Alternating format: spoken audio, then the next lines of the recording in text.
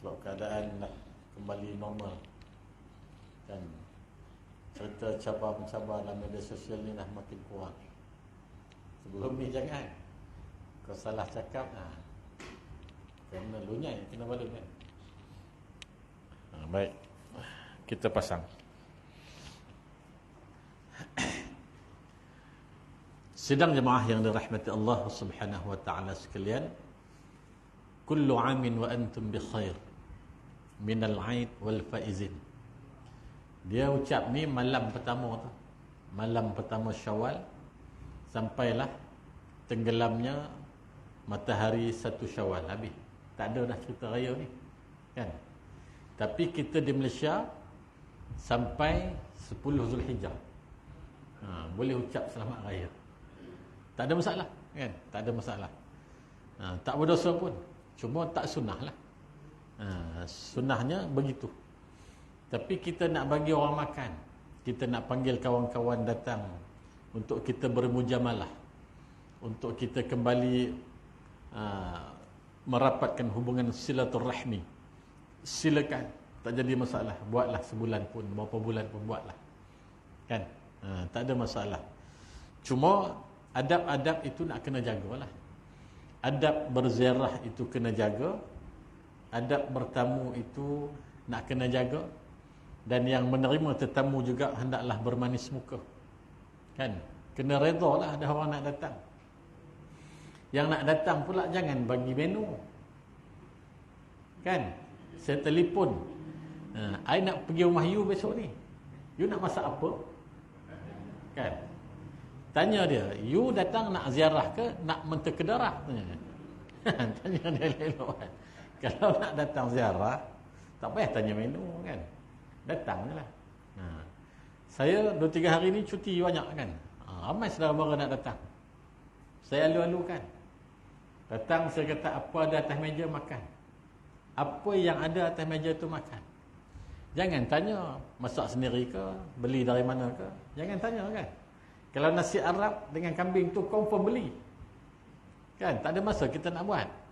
Kalau ayam lemak kuning dengan nasi putih, tu masak sendiri lah tu. Kan? Jadi apa yang ada makan sahaja. Jangan kita nak demand itu ini begitu begini. Kita menyalahi adab-adab berziarah. Sunnahnya tidak begitu. Kemudian bila kita bertamu, adab bertamu ni sekejap, bukan sampai minta keluar toto kan. Dia ziarah raya, lepas isyak tengok tak bergerak lagi, tanya tuan rumah, toto tak ada tau ni, nak tidur situ ke sana. Itu bukan ziarah raya, itu huru-hara namanya. Ziarah ini sekejap sahaja, hubungan itu akan jadi bertambah rapat. Apa kata Nabi? Zur ghibban tazdad hubban. Ziarah sekali-sekala itu lebih mengeratkan kasih sayang. Biar sekejap tak apa, datang 15 minit 20 minit balik. Lepas sebulan ke 2 bulan datang balik, 10 minit 15 minit 20 minit balik. Itu Nabi sebut akan menambahkan kasih sayang. Kalau datang sampai seharian, tuan rumah pun nampak kereta dia jauh, boom, tutup pintu. Tak pek tu dah. Ini kalau dapat dia naik nanti ni, esok pagi lah baru turun ni kan. Kita banyak benda nak buat. Tu tak cantik. Adab berziarah itu kena jaga. Baik. Kemudian puasa 6 masih lagi menjadi perdebatan. Ada yang duk bawa fatwa daripada Imam Malik. Imam Malik kata puasa 6 ini adalah makruh. Itu memang muktamad. Di dalam mazhab Maliki, Imam Malik tegas berpegang kepada puasa 6 itu adalah makruh. Apa hujah Imam Malik? Kata Imam Malik, aku hidup lama di Madinah. Imam Malik memang lama di Madinah. Aku hidup lama di Madinah. Seingat aku, kata Imam Malik, ilmuwan yang hidup di zaman aku dan bersama-sama dengan aku, dan seluruh penduduk Madinah yang hidup bersama dengan aku tidak pernah berpuasa sunat 6 hari di bulan Syawal. Itu hujah Imam Malik. Dia kata kalau buat juga berpegang kepada hadis itu, dia kata akan menjerumuskan manusia kepada benda-benda yang tidak sepatutnya. Sebab dia kata manusia kebanyakannya hidup dalam kejahilan. Takut apa kata Imam Malik? Dia kata puasa sunat Syawal itu diwajibkan ke atas diri dia, sambung daripada Ramadan. Dan adalah beberapa hujah lagi. Tetapi hujah Imam Malik telah pun disanggah oleh 3 imam yang lain. Imam Abu Hanifah, Imam Syafi'i dan Imam Ahmad bin Hanbal, yang menyebutkan bahawa hadis yang Nabi sebut, barang siapa yang berpuasa sebulan Ramadan kemudian berpuasa 6 hari di bulan Syawal, maka seolah-olah dia berpuasa setahun. Hadis ini adalah sahih. Hadis ini riwayat Muslim, sahih. Jadi tidak ada makruhnya di sana, bahkan sangat-sangat dituntut. Kalau hujah Imam Malik mengatakan bahawa takut manusia yang jahil melaksanakannya tanpa ilmu. Mungkin di zaman itu. Mungkin, kan? Tapi zaman hari ini kita pun tahu. Bila Allah sebut kutiba alaikumusiyam, mana bulan puasa je lah yang diwajibkan. Selepas pada tu, Syawal itu adalah sunat yang dituntut. Jadi puasalah Syawal 6 hari. Dalam masyarakat Melayu disebut puasa 6, kan? Ada yang dah tamat dah sekarang ni, kan? Ada yang baru mula. Ada yang belum mula. Ada yang tak pernah mula pun ada. Tak ada masalah, kan? Benda sunat, apa nak walah, kan? Jadi itu kisah daripada Ramadan dan Syawal. Dah pun berlalu. Tak apa. Kita minta Allah panjangkan umur kita, sebab kita duk baca kitab ni tentang hari pembalasan. Sekarang kita masih hidup, kita berpeluang bercerita tentang hari pembalasan. Apa yang Allah janjikan, apa yang Nabi sebutkan. Kalau kita dah tak ada atas muka bumi ni, Ramadan pun kita tak dapat bersama dengannya lagi pada tahun yang akan datang, apa kita nak buat? Melainkan apa yang kita buat hari ni. Ramadan yang dah lepas ni dapat ke tidak maghfirah, dapat ke tidak rahmah, dapat ke tidak kita bersama dengan para malaikat di malam Lailatul Qadar. Dapat atau tidak, itu hanya kita dengan Allah Subhanahu wa taala. Sekarang tak guna nak cerita, dah pun berlalu, kan? Dan yang berlalu itu jangan kita menyesalinya. Sebab yang buat betul ke tak betul ke adalah kita sendiri. Jadi kita dengan Allah Ta'ala, berdoalah kepada Allah, mudah-mudahan keampunan Allah itu datang bersama-sama dengan kita di dalam bulan Ramadan yang sudah pun berlalu. Baik, kita teruskan. Kitab Huru-hara Hari Kiamat ini masih lagi di dalam bab timbangan amal. Bab timbangan amal. Tajuk yang seterusnya yang kita dah baca muqaddimah ni. Setiap orang tidak ditimbang amalnya. Adakah semua orang akan ditimbang amal? Ataupun ada orang yang tidak ditimbang amalnya? Kenapa yang ada timbang, ada yang tak timbang? Seterusnya muka surat 331. Betul kan? Sudah. Oh, kitab saya ni lain, kan? Firman Allah Subhanahu wa taala, wa qadimna ila ma amilu. Betul? Yang saya ni muka surat 331. Tuan-tuan saya tak tahu muka surat apa-apa. Betul. Baik. Kita sambung. Tentang adakah semua orang akan ditimbang amal ataupun ada yang tak ditimbang? Kita tengok. Kita baca sambil lalu ayat-ayat Quran ni. Firman Allah Subhanahu wa taala, a'udzu billahi minasyaitonir rajim. Wa qadimna ila ma 'amilu min 'amalin faj'alnahu haba'an mansura. Dan kami hadapi segala amal yang mereka, yakni orang-orang kafir kerjakan. Lalu kami jadikan amal itu, yakni bagaikan debu yang berterbangan. Al-Furqan 23. Kita baca sampai habis ke bawah ni.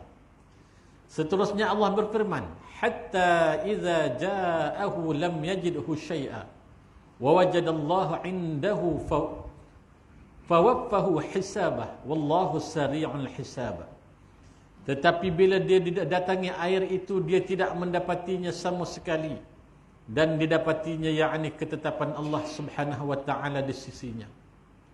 Lalu Allah Subhanahu wa taala memberinya perhitungan amal-amalnya dengan sempurna dan Allah Maha cepat perhitungannya. An-Nur 39. Firman Allah yang seterusnya, "Matsalul ladzina kafaru bi rabbihim a'maluhum karamadin istaddat bihi ar-rihu fi yawmin 'asif." Orang-orang kafir kepada Tuhan, orang-orang yang kafir kepada Tuhannya, amalan-amalan mereka adalah seperti abu yang ditiup angin dengan kuat pada suatu hari yang berangin kencang. Sehinggalah ayat yang terakhirnya. Dalam surah An-Nur ayat 39 Allah sebut apa? Dan orang-orang yang kafir, amal-amal mereka adalah laksana fata morgana di tanah yang datar, yang disangka air oleh orang-orang yang dahaga. Tetapi bila dia datangi air itu, dia tidak mendapatinya sama sekali. Dan didapatinya yakni ketetapan Allah Subhanahu wa taala di sisinya, lalu Allah Subhanahu wa taala memberinya perhitungan amal-amalnya dengan sempurna. Dan Allah Subhanahu wa taala Maha cepat perhitungannya. Itu sebab dia tanya. Tajuk tu dia tanya, adakah semua orang akan ditimbang amalnya? Yang Allah akan timbang amal ni siapa? Orang yang ketika matinya menyebut nama Allah, ataupun orang yang ketika matinya tidak mensyirikkan Allah Subhanahu wa taala. Orang yang ketika matinya masih lagi namanya Islam, walaupun ni Islamnya itu hanya pada nama sahaja. Dia Islam, tetapi dia tidak beramal dengan apa yang disuruh oleh Islam.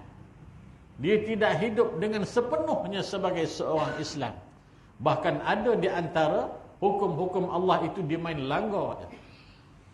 Tapi dia mati, saat kematian dia tetap mengatakan tidak ada Tuhan melainkan Allah. Orang ni yang teruk macam ni sekalipun, dia akan ditimbang. Habis siapa yang tak ditimbang? Ni ayat Quran yang kita baca daripada mula sampai habis ni. Allah Subhanahu wa taala menyatakan di dalam Al-Quran, tidak ada pertikaian, tidak ada perdebatan tentang itu. Allah kata orang kafir ni, kita simpulkan semuanya tadi dalam surah An-Nur, surah Al-Maidah semua tadi. Orang kafir ni dia baik macam mana pun, dia berakhlak macam mana pun dengan masyarakat, dia dermawan macam mana pun, dia berhati mulia macam mana pun pada sudut pandang manusia, tetapi saat kematiannya dia tidak pernah mengaku bahawa Allah itu Tuhan. Bahkan dia mengatakan ada Tuhan selain daripada Allah. Orang ni Allah kata, aku tak timbang dah, aku tak tanya dah, dulu apa kamu buat, kenapa buat begitu, kenapa tak buat begini, kenapa langgar je semua yang aku suruh. Allah tak tanya, sebab mereka ini adalah orang yang tidak pernah beriman kepada Allah Subhanahu wa taala. Selalu kita diulang, alangkah bertuah dan beruntungnya kita jadi orang Islam. Teruk macam mana pun, pegang dan pertahankanlah Islam kita itu. Allah pandang kita di atas kemuliaan Islam itu, Allah memandang kita. Hari ini kita dapat hidup di atas dunia di dalam keadaan selesa, aman dan bahagia. Sepanjang Ramadan, banyak benda-benda yang kita buat. Banyak benda yang sebelum tu kita buat sikit, Ramadan kita buat banyak. Kalau di luar Ramadan kita baca Quran lepas subuh sehari 2 muka, tapi masuk Ramadan kita tambah. Semua benda kita tambah. Kalau bulan selain daripada Ramadan, setiap kali subuh kita datang, kita masuk RM1 dalam tabung surau. Dalam Ramadan kita datang hari-hari, kita masuk RM10. Surau dapat berapa puluh ribu sepanjang Ramadan ni. Saya hari Jumaat baru ni pergi ziarah raya rumah sepupu di Puncak Alam, Selangor sana. Pergi pagi Jumaat, target nak semayang di Masjid Puncak Alam. Saya tak pernah sampai masjid tu. Tuan-tuan mungkin pernah sampai, sebab bunyi macam gah kan. Memang gah sungguh lah masjid dia. Dalam dia tak berbesar sangat, tapi di luar hall tu macam Masjid Nabawi kan, rasanya macam besar. Saya pun masuklah dalam tu, duduk saf yang kedua. Kebetulan ada tazkirah, alhamdulillah, dengar tazkirah. Jumaat sekejap. Sekejap pegawai masjid datang umum beberapa perkara. Antara yang menarik perhatian, dia kata kutipan Ramadan, sepanjang Ramadan, daripada 1 Ramadan sampai ke 30 Ramadan. Purata dia kata setiap minggu 1 Ramadan sampai 7 ke 10 Ramadan itu, tabung Ramadan kita berjumlah 50,000 seminggu, tuan-tuan. Dia kata menjelang nak raya ni, bila 3-4 hari nak raya, orang kan dah balik kan. Jumlah keseluruhan yang terkumpul 192,000. Kita dengar tu kan, saya geling kepala dengar. Handal kan. Ramadan tu saja 192,000. Anugerah Allah kepada mereka kan. Maknanya tuan-tuan, dalam bulan Ramadan ni orang tak main bagi RM1, RM2 ni. Kan? Tapi pasal apa bila keluar Ramadan tak dapat banyak tu? Adakah Allah tu dalam bulan Ramadan jadi bagi pahala? Kan? Dalam bulan Ramadan ni I ingat I nak pakai tudung lah. I tak naklah aktif macam bulan-bulan lain. Bulan ibadat. Habis je Ramadan, keluar balik rambut merah, biru, hijau. Kan? Seolah-olah Allah itu hanya ada di dalam bulan Ramadan. Alangkah malangnya kalau kita berfahaman begitu. Agama ini bukan mengikut apa yang kita nak. Agama ini, Islam yang ada dengan kita ini bukan permulaan, tapi ikutan. Kita ikut. Disebut dalam kitab, Islam itu adalah ittiba', bukan ibtida'. Islam itu untuk diikut, bukan untuk dimulai. Maknanya tak payah kita nak memandai-mandai sendiri, nak ubah, nak edit begitu begini, nak mengatakan begitu begini, tak. Islam itu sudah pun sempurna lebih 1400 tahun dulu. Ayat yang selalu kita duk baca. Al-yawma akmaltu lakum dinakum wa atmamtu 'alaikum ni'mati wa raditu lakumul Islam dinan. Allah kata, aku dah sempurna dah semua agama kamu, segala nikmat aku beri kepada kamu, dan yang paling penting, aku dah redha Islam itu sebagai agama kamu. Lama dah Allah redha dengan kita kan. Jadi hari ni kita nak tengok agama itu kesesuaian dengan diri kita. Tak jadi kan, tak jadi macam tu, tak boleh. Jadi cerita timbangan ni besok, di padang mahsyar besok, kita semua akan ditimbang. Saya akan ditimbang, tuan-tuan semua akan ditimbang. Bukan timbang kati. Kalau timbang kati senang kan. Makan banyak sikit lah. Kan, sebelum mati makan banyak sikit. Dengan harapan esok bangkit ke padang mahsyar besok, kita dalam keadaan sadar, beratlah kan. Bukan begitu, kita dah baca dah cerita timbangan di padang mahsyar ni. Kan, macam mana bentuk timbangannya? Ni Allah sebut berkali-kali di dalam Al-Quran. Kalau orang itu memang dia kafir, kita baca sejarah Abdullah bin Ju'dan.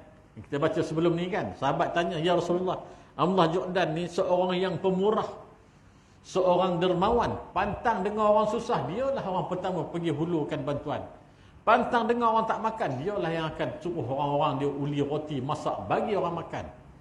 Macam ni Abdullah bin Ju'dan ni ya Rasulullah. Tempat dia kat mana ya Rasulullah? Apa jawab Nabi? Tempat dia dalam neraka. Memang dia baik, aku tahu, kata Nabi, aku tengok kebaikan yang dia buat. Tetapi dia tidak pernah mengucap 2 kalimah syahadah. Bahkan dia menyembah selain daripada Allah. Dia dermawan macam mana pun, dia baik macam mana pun, tempat dia tetap di dalam neraka. Jadi cerita timbangan ni begitulah keadaannya. Kan? Kita semua ni akan ditimbang. Jadi sebelum ditimbang itu, persiapkanlah diri kita. Sebab tidak ada soal jawab dah masa timbang tu. Kan? Tidak ada soal jawab dah. Kita dah baca sebelum ni. Ada setengah riwayat mengatakan timbang amalan kita dengan fizikal kita sekali. Ada yang mengatakan amalan saja. Wallahu a'lam. Terpulanglah kepada kebesaran dan keagungan Allah Subhanahu wa taala. Baik. Jadi persoalan, adakah semua orang ditimbang? Tak. Orang kafir confirm tak timbang dah. Yang Allah timbang orang Islam sahaja. Kategori apa? Semua kategori. daripada orang yang paling berilmu sampailah orang yang paling jahil. Namun dia mati di dalam Islam, tetap akan ditimbang. Yang seterusnya, mana lebih berat antara kebaikan dan keburukan? Bila timbang ni nanti, yang mana berat ni? Baik ke buruk? Al-Qurtubi dan ulama yang lain berkata, barang siapa yang amal baiknya lebih berat daripada amal buruk, meskipun hanya dengan seutas rumput. Seutas rumput ni macam tak apa kena, kan? Solai lah, kan? Solai rumput. Tu lebih sedap punya dia, kan? Kita ubah sikit. Barang siapa yang amal baiknya lebih berat daripada amal buruk, meskipun hanya dengan sehelai rumput, maka dia masuk syurga. Masuk syurga dah. Timbang. Kanan dengan kiri. Kiri ni yang buruk lah. Kanan ni yang baik. Sama berat. Tapi tiba-tiba yang baik ni ada sikit je. Satu hun. Lebih berat daripada yang buruk. Kata Imam Al-Qurtubi, dia masuk syurga. Tu timbangannya. Barang siapa yang amal buruknya lebih berat daripada amal baik, meskipun hanya dengan sehelai rumput, maka dia masuk neraka. Kecuali apabila Allah Subhanahu wa taala mengampuninya. Tak ada tawar-menawar cerita dia. Timbang-timbang yang buruk ni ada berat sikit. Dia pun cakap, takkan tak ada diskaun ke ya Allah, kan? Sikit bona solai rumput kan. Saya ni bukanlah jahat bona. Dulu saya hidup hari ni jahatlah juga, tapi taklah teruk bona, kan. Ni sikit bona ni. Tak boleh tambah sikit kau. Masa diskaun, masa bersoal jawab, masa tawar-menawar dah habis. Cerita nak mengadu dengan Allah, nak minta dengan Allah sekarang lah. Dan yang paling cantik sekali bila? Lepas dah. 30 hari dah lepas. Kan? Itu adalah saat yang paling cantik sekali. Nak pula masa saat kita minta sepertiga malam itu, malam tu tanazzalul malaikatu warruh. Malam tu sekalian malaikat turun ke bumi ini yang diketuai oleh ar-ruh, iaitulah malaikat Jibril. Malaikat Jibril turun, maknanya malam Al-Qadar. Malaikat Jibril dan seluruh malaikat turun duduk dengan kita. Masa tu kita minta macam-macam dengan Allah, confirm dapat. Malam Lailatul Qadar. Sekarang boleh minta? Tak boleh. Selagi tak mati mintalah. Tetapi yang terbaik sekali sepanjang malam Ramadan itu, malam yang penuh dengan keberkatan, bulan yang penuh dengan keberkatan, Sayyidus Syuhur, penghulu bagi segala bulan. Tapi sayangnya kita tak buat. Kita tak buat. Kita buat apa? Berkejar-kejaran kita nak mendirikan solat sunat tarawih. Malam pertama, kedua dan ketiga. Malam keempat dan seterusnya. Kembalilah kepada asal. Kan? Itu yang dia kejar, kan? Itu yang dia kejar. Salah ke kejar tarawih ni? Tak salah. Bagus kejar tarawih itu. Tetapi lebih daripada itu, bermunajatlah kepada Allah. Berapa kali Ramadan baru ni kita bawa solat sunat tasbih? Kalau kita buat setiap malam ni, A+++. Kalau kita buat 4 kali je, mana seminggu sekali, pun A lagi. Kalau buat 2 kali, B+. Kan? Buat sekali, B. Tak buat langsung tu jadi masalah.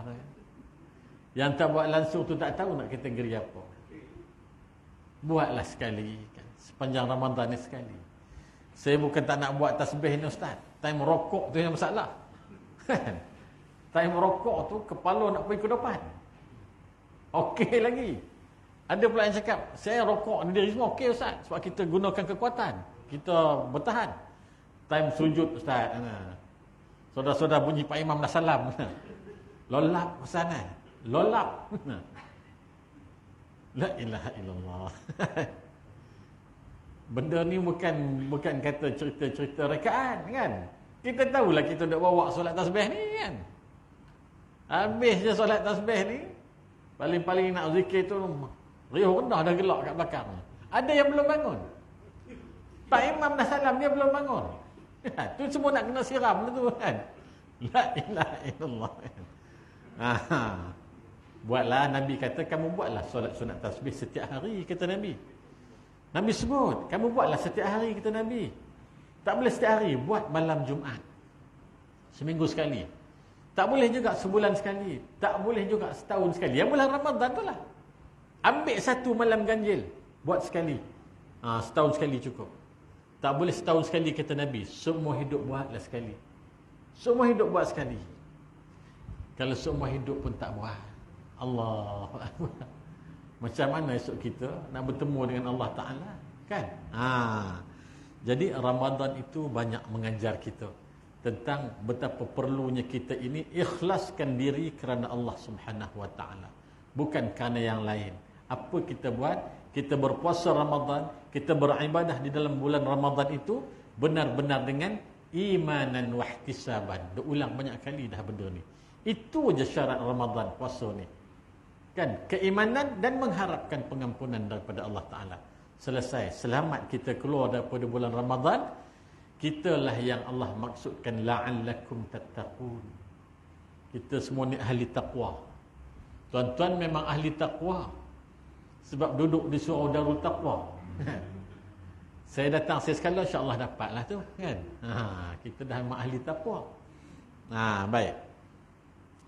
Kata Imam Al-Qurtubi, berat sikit je kepada baik, syurga. Berat sikit kepada jahat, kepada buruk, neraka, kata Imam Al-Qurtubi. Tapi dia urut juga ujung tu. Yang neraka ini, kalau Allah ampunkan dia, maka syurga lah juga. Kan? Kalau sama berat, ni dah. Dan barang siapa yang amal baiknya sama dengan amal buruknya, maka dia tergolong ahlul a'raf. Ni yang dikata ashabul a'raf ni. Kan? Pendapat seperti ini diriwayatkan pula dari Ibnu Mas'ud. Tu dah. Cerita buruk dengan baik ini sama banyak. Dosa dengan pahala ni sama berat. Ini syurga, ini neraka. Di tengah-tengah tu ada satu tempat kuarantin. Nama dia Ashabul A'raf. Ashabul A'raf ni orang yang sama banyak dosa pahala timbangan dia. Allah kata pergi duduk situ, tengah-tengah tu. Habis keadaan dia macam mana? Seksa tak? Bila dia memandang ke arah neraka, dia rasa amat terseksa. Ni ahli Araf ni, ahlul Araf ni, cerita ni kat pada masyarakat akhirat besok. Ahlul Araf ini ada ketikanya Allah pusingkan badan dia menghadap ke neraka. Dia melihat orang yang sedang diazab neraka tu, seksa tu dia rasa. Pedihnya dia rasa. Kemudian sampai ketikanya pula Allah palingkan dia, bawa menghadap ke syurga. Masa tu dia rasa aman, tenang dan damai. Bila dengar ni, dan dapat Araf cukup lah kan. Dia duk rasa macam tu. Dan ni, bila dengar ustaz cakap macam tu, dapat Araf pun alhamdulillah. La ilaha illallah. Minta masuk syurga. Minta masuk syurga, minta kepada Allah, aku tak nak masuk dalam neraka ni ya Allah. Allahumma ajirni minan nar. Minta mulut tu sebut. Allahumma ajirni minan nar. Ya Allah ya Tuhanku, pisahkanlah aku, jauhkanlah, hindarkanlah aku daripada masuk ke dalam neraka. Minta kepada Allah. Kita orang Islam. Kita orang Islam ni tempat dia confirm di dalam syurga. Kalau dia mati dengan dia menyebut nama Allah Subhanahu Wa Ta'ala, sekalipun dia menyebut kalimah Allah sahaja, maka mati dia di dalam keadaan Islam. Masuk syurga lah. Cerita sebelum masuk syurga tu yang jadi masalah. Kau nak duduk kat mana? Kalau duduk kat A'raf ni, Ahlul A'raf ini, boleh runding lah kot. Kot lah mana kita tahu kan? Boleh runding lah kot. Tapi kalau duduk di sebelah kiri, Allah Rabbi kan. Tuan-tuan. Jadi berbahagialah. Saya suka dengan ahli-ahli surau, ahli-ahli masjid ni. Tuan-tuan orang yang berbahagia. Sebab bila Allah sebut kutiba alaikumusiyam tu lah sekali ayat tu, la'allakum tattaqun tu, kamu confirm jadi orang bertakwa. Confirm kamu jadi orang bertakwa. Bila dalam Ramadan tu, kamulah yang akan memenuhi saf surau-surau. Kamulah yang akan duduk dalam majlis tadarus. Kamulah yang akan duduk dalam saf-saf tahajud dan sebagainya. Habis Ramadan, muka kamu masih lagi ada di situ. Kamu dapat darjat takwa. InsyaAllah. InsyaAllah. Oh, jangan nak bangga pula kan. Keluar beritahu kat orang, Ustaz ngobarkan dan ahli takwa kau. Kau ahli apa? Kau ahli nak kau tu. Mana boleh cakap macam tu kan. InsyaAllah, mudah-mudahan kalau kita dalam Ramadan kita setia dan taat dengan ibadah, cintakan rumah-rumah Allah, keluar Ramadan masuk je Aidil Fitri ini, kita masih dalam mood yang sama, kita masih beristiqamah di dalam keadaan yang sama, maknanya kita tidak berpura-pura dengan Allah Subhanahu wa taala. Itulah orang yang Allah angkat darjatnya untuk menjadi ahli takwa. Takwa itulah tiket terbesar untuk masuk ke dalam syurga Allah Subhanahu wa taala. Kita tak mau cerita ahlul araf apa semua ni. Kita nak jadi ahlul jannah. Kita nak masuk ke dalam syurga Allah. Kemudian apa kata Imam Ibn Katsir? Pandangan Al-Qurtubi ini dan riwayat Ibnu Mas'ud ini. Saya katakan, kata Allah kata Ibn Katsir, pendapat di atas memang mendapat kesaksian. Bila Imam Ibn Katsir kata, dia berpegang dengan pendapat Al-Qurtubi dengan apa yang diriwayatkan daripada Ibnu Mas'ud. Sebab Allah Subhanahu wa taala berfirman, "Inna Allah la yuzlimu mithqala dzarrah wa in taku hasanatan yudha'ifha wa yu'ti min ladunhu ajran 'azima." Sesungguhnya Allah Subhanahu wa taala tidak menginaya seorang pun walau sebesar zarah sekalipun, dan jika ada kebajikan sebesar zarah, nescaya Allah Subhanahu wa taala akan melipat gandakan dan memberikan dari sisinya pahala yang besar. An-Nisa 40. An-Nisa ayat 40. Allah sebut di dalam Al-Quran, Allah kata, aku ni maha adil. Tak perlu pertikai keadilan dan hari perhitungan perbicaraan di mahkamah Allah. Tak ada satu benda pun yang akan tercicir. Kamu buat baik kecil mana pun yang manusia tak nampak, aku nampak dan aku kira, kata Allah. Begitulah juga sebaliknya. Jadi bila kita buat satu kebaikan, jangan kita mengharapkan pujian manusia. Kan? Jangan kita nak minta orang tengok. Kan? Bawa RM50 bila tabung lalu, dia letak macam tu kan. Lambat nak boleh masuk. Kecil pula tabung tu kan. Dia hogeh-hogehnya kita orang Perak kan. Dia hogeh-hogehnya tabung tu bagi bunyi. Orang pun tengok apa dia ni. Bila orang tengok, Pak, masuk RM50. Nah. Kan? Apa nak suruh orang tengok? Apa nak suruh orang tengok? Orang tak boleh bagi apa kat kita. Orang tak boleh bagi apa kat kita. Sikit benda pun dia tak bagi. Cumanya bila dia nampak kita beri RM50, dan nampak kau tadi letak RM50 kan, dia tak daya tau. Kau ni memang, dan memang respect mau kau tu lah. Kau tak berkira kan. Dan biasa benda-benda ni kan. Kan. Dia seronok kan. Dia seronok dengan pujian manusia. Malaikat tak sebut nama dia di langit. Orang yang nakkan makhluk menyebut namanya di dunia, namanya tidak terdengar di langit. Tuan-tuan, bila nama tak terdengar di langit, rugilah kita. Kan? Hanya sekadar berlegar di atas dunia, masuk je ke alam barzah, menuju ke liang lahat. Cerita tu habis. Habis setakat tu je. Habis di peringkat Seripulai, habis di peringkat Seremban, habis di peringkat Negeri Sembilan. Tak sampai Negeri Sembilan pun, setakat taman ni je. Seripulai 2, Seripulai 3 pun tak pergi. Habis setakat tu je. Kan? Tapi kalau kita mengharapkan pujian di langit, mengharapkan redha dan kasih Allah Ta'ala, kita akan dapat. Atas dunia tak nampak. Dapat bila masuk je ke alam barzah, kubur kita menjadi seluas mata memandang, disinari dengan cahaya Allah Subhanahu wa Ta'ala. Alangkah indahnya, kan? Alangkah bahagianya cerita kehidupan sesudah kematian itu jauh lebih susah daripada kehidupan di atas dunia. Hidup atas dunia ni susah dah kita rasakan, dengan rogol barang mahal, macam-macam benda nak fikir serabut kepala, tak yuran anak nak masuk universiti apa semua, rasa susah dah. Sebenarnya tak banyak pun, sikit je susahnya. Susah selepas kematian itu, itu paling susah. Setiap benda akan diperincikan oleh Allah Subhanahu wa taala. Setiap benda, satu pun tak terlepas ni. Ni Allah sebut dalam surah An-Nisa ayat 40 ni. Satu pun aku tak akan abaikan. Semuanya aku akan count, aku akan sebut, kamu jawab. Tak boleh tunjuk kat orang dah masa tu. Masa tu tak boleh kata jiran saya tu rajin pergi surau, tak pernah dia ngomong pun benda ni boleh tak boleh. Sombong mek-mek. Menyalahkan orang tak boleh. Masa tu tak boleh salahkan orang dah, salahkan diri sendiri. Masa itulah mereka akan menyesal. Hal ataka hadithul ghasyiah wujuhu yawma idzin khasyiah. Telah datang hari yang meliputi, seluruh wajah mereka itu tunduk khusyuk masa tu. Nampak susah dah masa tu. Bangkit-bangkit hari yang meliputi ni, hari pembalasan ni, bangkit-bangkit nampak susah. Bila nampak susah tu tunduk, tak angkat kepala dah. Tak angkat kepala dah. Khasyiah, tunduk. Nak jadi susah dah aku hari ni. Nak jadi susah sungguh dah hari ni.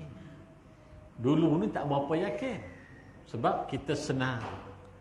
Allah bagi kita kesenangan dunia. Kita berbangga dengan kesenangan itu. Bila masuk je ke alam barzakh, bangkit je di padang mahsyar, Allah tunjuk, ni depan kamu ni habuan kamu yang sedang menunggu. Masa tu Allah, alangkah menyesalnya. Masa tu menyesal. Menyesal yang sudah tidak berguna lagi. Menyesal sekarang, alhamdulillah masih hidup. Allah buka peluang kepada kita untuk bertaubat dan memohon ampun daripada Allah Subhanahu wa taala. Apa lagi seterusnya di bawah tu? Kata Imam Ibn Katsir, saya tidak tahu orang yang amal baiknya lebih berat daripada amal buruknya dengan satu atau beberapa kebaikan. Apakah dia dimasukkan ke dalam syurga dan dinaikkan darjatnya berkat semua amal baiknya itu, sedang seluruh amal buruknya automatik terhapus kerananya, ataupun dia masuk syurga berkat amal baik yang membuatnya lebih berat daripada amal buruknya, lalu amal yang baik itu menghapus semua amalannya yang buruk. Kata Imam Ibn Katsir dalam tafsir ayat ni, dia kata hanya Allah yang tahu, yang Allah maksudkan. Dan jika ada kebajikan sebesar zarah, nescaya Allah akan melipat gandakan dan memberikan dari sisinya pahala yang besar. Maksud Imam Ibn Katsir itu apa? Dia buat baik sikit je. Buat baik ni sikitnya, buat jahatnya banyak. Pahalanya sikitnya, dosanya menimbun. Adakah nak tafsirkan surah An-Nisa ayat 40 ini, yang sikit tu Allah ganda jadi besar, terhapus semua yang buruk ni. Wallahu a'lam, kata Imam Ibn Katsir. Tetapi yang Allah janjikan, buat benda baik, Allah akan gandakan. Itu sebab benda baik ni mudah buat. Niat je tuan-tuan. Niat je buat benda baik, dapat pahala dah. Niat benda buruk, tak berdosa. Niat nak mencuri kan, belum berdosa. Mencuri, baru berdosa. Buat baik, niat nak datang kuliah pertama, sesi yang pertama selepas Ramadan. Malam ni kitab huru-hara hari kiamat. Niat nak datang, niat bila dapat dalam grup WhatsApp, niat aku mesti datang. Ini kuliah yang pertama aku mesti datang. Dapat pahala dah masa tu. Dapat pahala dah niat. Tak datang pun. Tak datang, kan? Sebab ada orang jenis makan pahala niat. Hidup dia makan pahala niat je 24 jam, kan? Ada jenis makan pahala niat ni, kan? Tapi ingat, kalau kita duduk di tanah haram, berbeza. Masuk je bumi Madinah, masuk je bumi Makkah, jangan ada niat buruk. Niatnya terus berdosa, dan dosa yang sangat besar. Jangan. Ni nak pergi Mekah buat haji ni kan, Buang semua perangai buruk tu. Buang semua. Jangan ada niat buruk sikit pun. Masuk je Mekah tu, pijak je tanah haram tu, jangan ada niat buruk sikit pun. Niatnya terus dapat dosa. Itu tanah yang penuh barakah. Tanah yang penuh rahmat. Tanah suci. Jangan duk niat buruk. Mana perangai buruk tu buanglah. Sebelum pergi Mekah, perangai buruk tu buang. Siapa yang buat rayuan, tunggulah kau dia telefon sehari dua ni. Dah mula telefon ni orang yang buat rayuan, sebab ramai yang tolak. Bersiap siaga dengan 30,000. Kalau laki bini 60,000. Dan akhirnya saya tak merayu tahun ni. Sebab saya ni B40.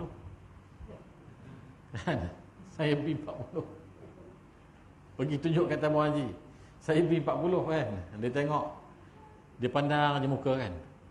Encik laki bini ni T20. Dia kata, bukan B40. Memanglah 30,000. Tuan-tuan, T20 pun 30,000 tak mampu dah. Kan? Tuan-tuan lain lah orang Seribu lain kan. Saya orang Pangan tak mampu dah. Sebab dua orang dah 60,000 kan.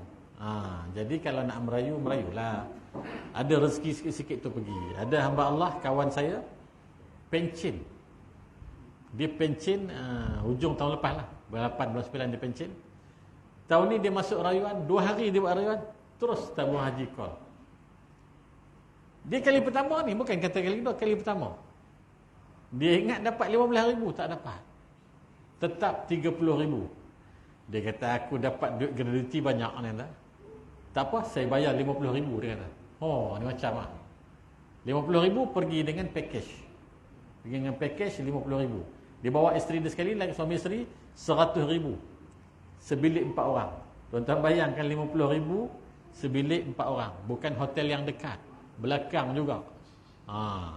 Kalau kita 30,000 ni agak-agak kat mana duduk? Kan? Tapi cerita buat haji ni kita adalah dhaif, kan? Kita adalah dhaif. Kita dhuyufur rahman. Kita tetamu Allah. Maknanya belum sampai masa tak pergilah, kan? Bila Allah dah jemput kita, ada je 30,000 tu kan. Saya kalau saya buat rayuan dapat, saya minta tuan-tuan derma lah sikit. Nak cukupkan 30,000 tu kan. Seorang bagi 1,000 cukup lah, jangan banyak sangat. Kan, lama kat sini takkan tak boleh tolong kan. Baik. Itu yang kata istita'ah tu. Yang kata istita'ah tu lah hadiahnya. Kemampuan tu kan. Tak ada kemampuan tak payah pergi kan. Jika mampu. Baik. Tajuk yang seterusnya. Suasana saat perhitungan amal dilaksanakan dan buku-buku catatan disebarkan. Nak mula keluar dah cerita ni. Tadi timbang dah tadi. Kemudian suasana tu, suasana waktu timbang tu, buku ni dah mula bagi. Buku ni dah mula bagi, buku catatan amal ni. Kok belah mana nak datang buku tu? Ni dia sebut ni, dalam Quran Allah sebut dan dalam hadis Nabi sebut. Buku tu nak datang kok belah mana? Datang belah kanan ke belah kiri? Kalau datang belah kanan, apa maksudnya? Kalau datang sebelah kiri, apa maksudnya? Yang Allah sebut di dalam Al-Quran, yang Nabi syarahkan di dalam hadis Nabi sallallahu alaihi wasallam. Jadi cerita buku next episode.